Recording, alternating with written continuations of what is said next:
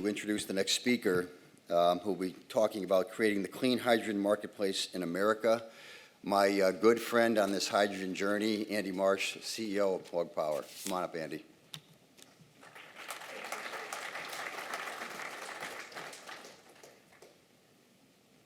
Thank you.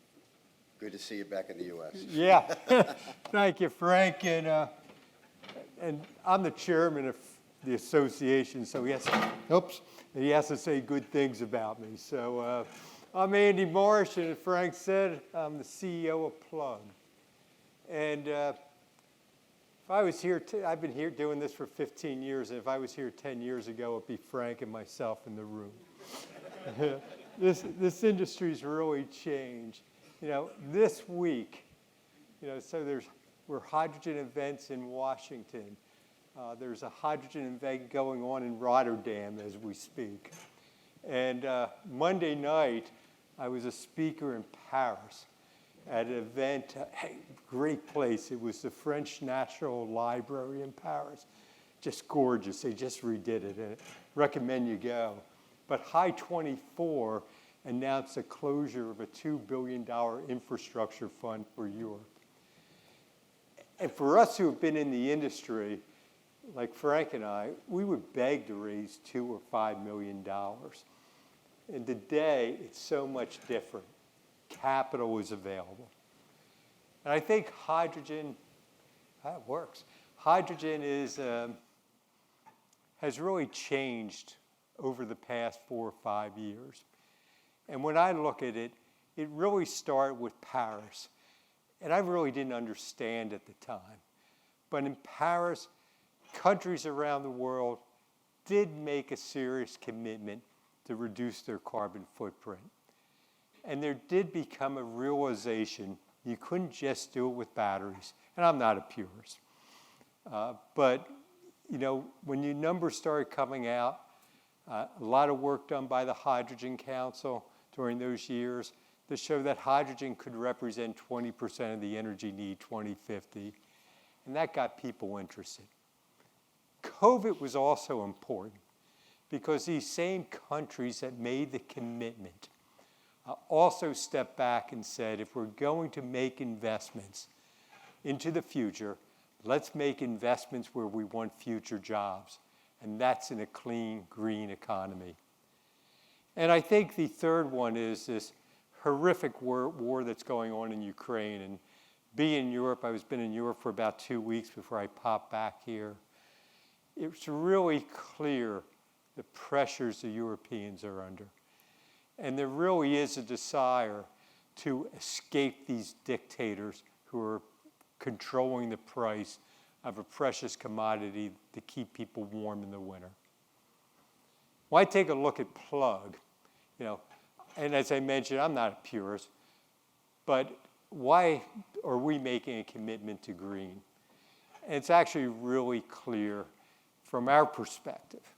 One, I listen to customers, and Amazon does about $200 million of business with me a year, and they say they want green, and I say, okay, we're going to give you green. So it's really that simple. The other one that really struck me is I've been to the Middle East to talk to people about raising money for projects, and they continuously say to me, and I'll say to them, I'm old, I've been around, I can say anything I want sometime. And I say to them, why don't you just invest in blue hydrogen projects? And they'll say back to me, once green's cost competitive, why would anybody choose blue? So that drives me. And the third item that drives Plug is, many of you have fossil fuel assets. I get it. If Plug had fossil fuel assets, we'd invest in blue too. But if you don't have those assets, green is a better solution. Now, my tagline for Plug is, we actually do things. Sometimes the right things, and I can tell you over the last 15 years, there's things I regret that we've done. But we have out there in the field over 60,000 fuel cells, working mostly in forklift trucks, not the sexiest business in the world, but during that time, we've learned to build 185 fueling stations. We became the largest user of liquid hydrogen. And we became very, very vertically integrated. We've built, and we'll be showing it off next week, the biggest gigafactory in the world in Rochester, New York for PEM technology. And we did that, quite honestly, because there wasn't really a supply chain to support our efforts. When we started looking around, we knew ultimately we wanted to generate hydrogen. And it was really clear why. We cared about cost, our customer, right? To be profitable, I have to get cost-effective hydrogen. We care about delivery, Plug has about 35 hydrogen delivery trucks on the road today because I have to get over 200 sites hydrogen there on time. And look, ultimately, we cared about how green it is. We took some important steps. We bought a company that had no idea how to make a product, but had the best electrolyzer PEM technology in the world called Giner EOX. Just look at the DOE website. We bought a company which is in the oil and gas industry to help us learn how to build big projects. About 300 people worldwide. In 18 months, we've taken them from 100% oil and gas to 0% renewable. 100% renewable. I got my math. They're doing a lot of renewable stuff. But when you look at that, we're probably about 25% of Plug's workforce actually worked in the oil and gas industry. So we are helping that transition. We also then bought 2 companies here in Houston. One which helped us in the transportation of hydrogen, experts in cryogenics, a company called ACT, another called Joule, which is helping us develop our liquefiers. So we've been actually building out the whole infra from building plants. We're going to build 500 tons per day by 2025 here in the States, to the logistics, to liquefying that hydrogen, all the way to the apps, from forklifts to vehicles to large-scale stationary. Plug is actually engaged in it all. And to me, it's, and you kind of heard it up front, it's all about customers. The folks who got Plug started was Walmart. We started with 10 units back in 2008 with Walmart, a little experiment. Today, over 43 distribution centers run on our products. Today, with Walmart, we will have 100 in the next 3 years. They signed a 20-ton green hydrogen agreement with us immediately, not only for their forklift trucks, but across the board for their products. Amazon's been an incredible customer. Amazon, again, is, I was in France with Amazon at our HYVIA activity just last Thursday with senior people from Seattle, looking at our HYVIA vans for on the road, our material handling, large-scale stationary, not only to back up data centers, but also to power electric vehicles, which is kind of ironic. But there's a reason for that. We also do deals, as you can see, with people like MOL in Hungary, helping them in their oil and refinery process. And we're doing a huge project in Denmark with H2 Energy, building a 1 gigawatt pure green hydrogen plant.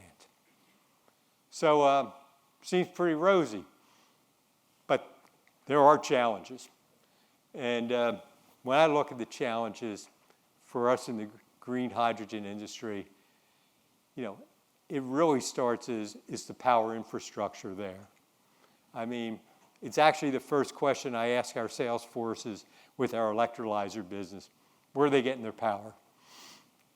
We look at hydro, nuclear, we look at wind and solar, but how to bring all this power, is not simple. I can tell you the power substation in New York that we're building, which is 450 megawatts, that's about $80-90 million ticket. And getting, NYPA and National Grid, who have been great partners to help us get that done.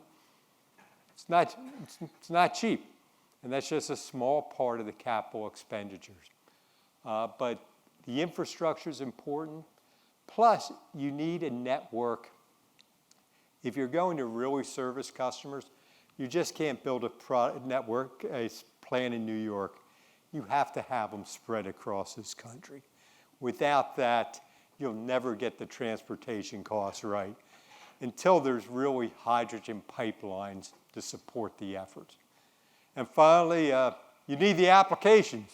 You need the vehicles. You need green steel. You need to be supporting fertilizer plants.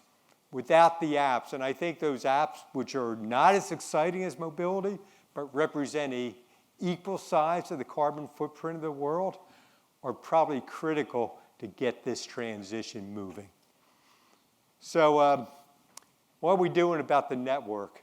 So we are fearlessly building a green hydrogen network across the United States. You know, we raised $5 billion to do it. We're building a plant in New York, which, like George Westinghouse, uses, hydroelectric power from Niagara Falls, which will be a 45-ton per day plant. Here in Texas, the biggest wind farm on land that I believe has been going to be built, 650 megawatts. About 100 miles outside Dallas-Fort Worth, will be providing us power for liquid hydrogen we're building there. That plant will be online by the end of 2023. We're doing some cool things using chlor-alkali waste streams.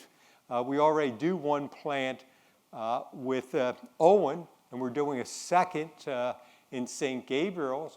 And we have a plant in California using solar, and also wastewater from the community that we're cleaning up for our electrolyzers to produce over 40 tons of green hydrogen per day.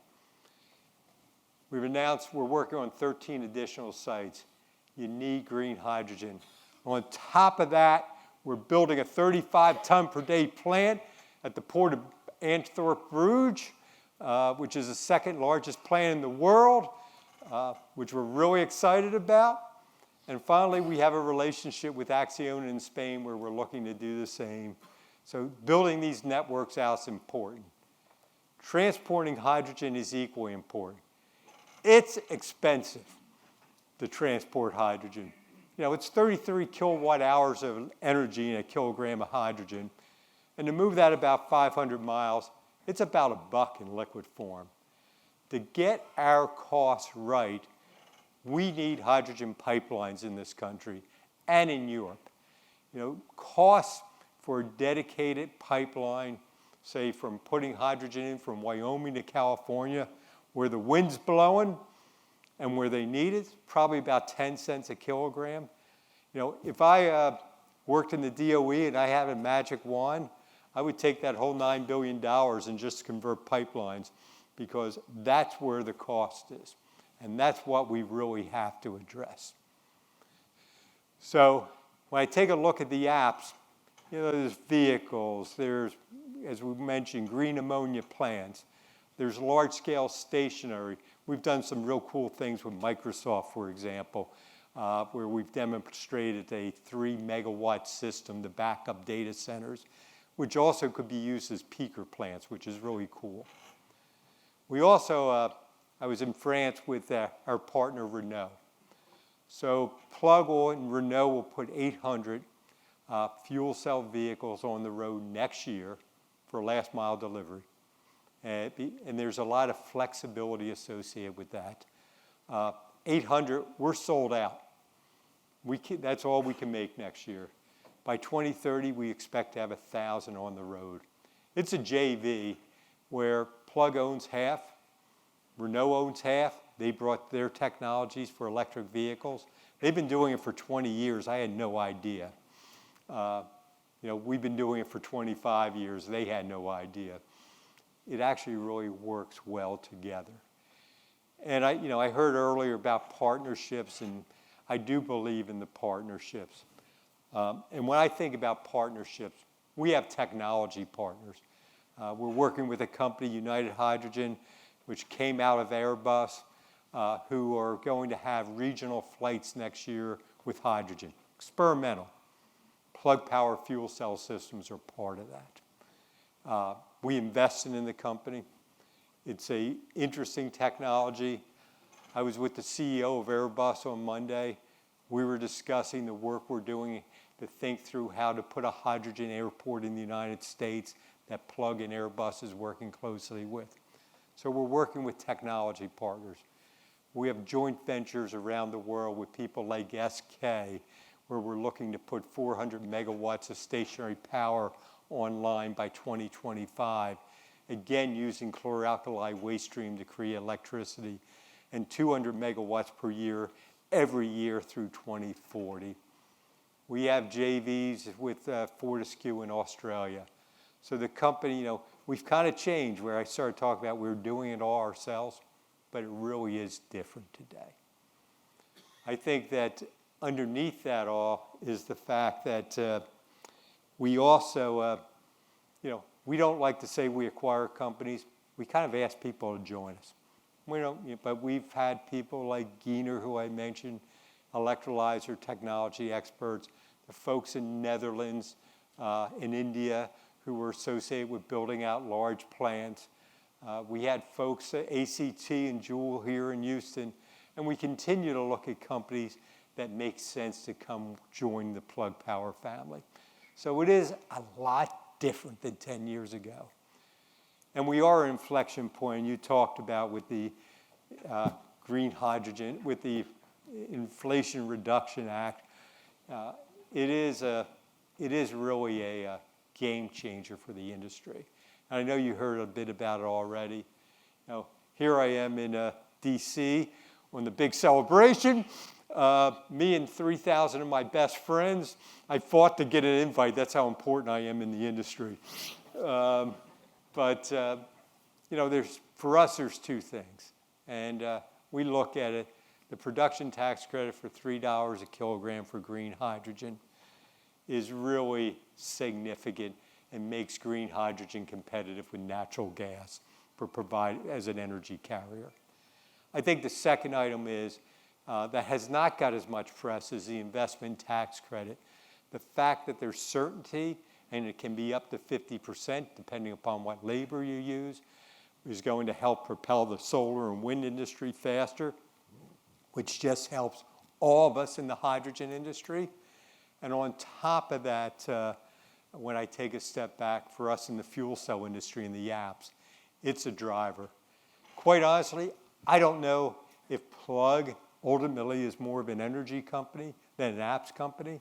And the lower the cost of hydrogen, we probably become more of an apps company. The higher the cost of hydrogen, we probably become more of an energy company. But it is really important. But it is also really global.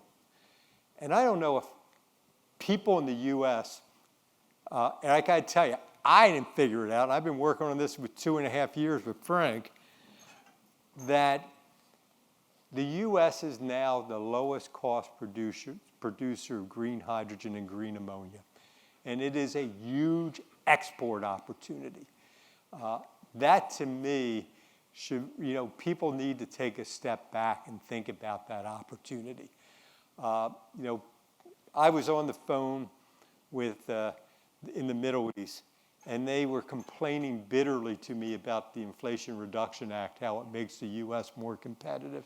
And that's when it struck me that, hey, we got an advantage here. Heard the same thing from Australia, same thing going on in Chile and India.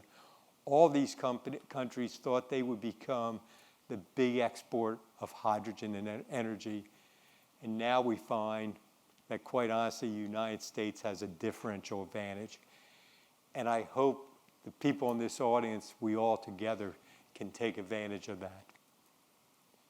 This one just reminds you what I view is that what Russia and dictators have done to the cost of energy in Europe. We can't allow that. And we in this room who are involved in the hydrogen economy need to make sure that the world is secure. I'm a dreamer.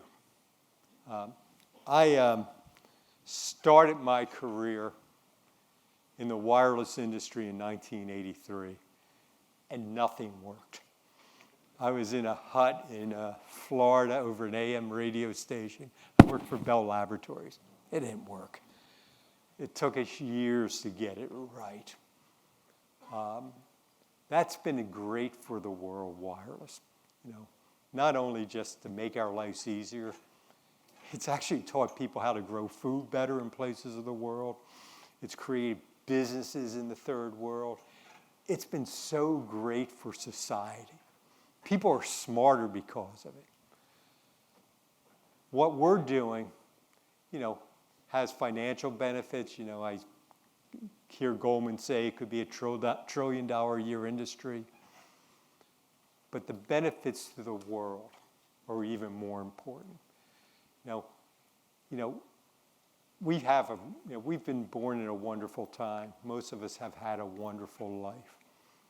But when you start thinking about clean air, nice environment for people who aren't even born yet, that's really a cool thing to have an opportunity to do. So I think we're lucky that we do have a chance to help change the world.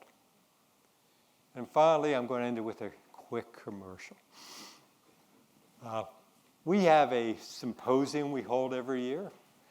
Plug. It's actually, believe it or not, we bring in experts and we let them talk. And I've had the experts disagree with me, and I don't care because I know a lot of this is the debate.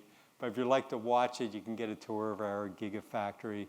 It's October 18th, so get a chance. Watch it. I want to thank you for the opportunity to let me speak with you all today, and I hope you enjoy the rest of the show.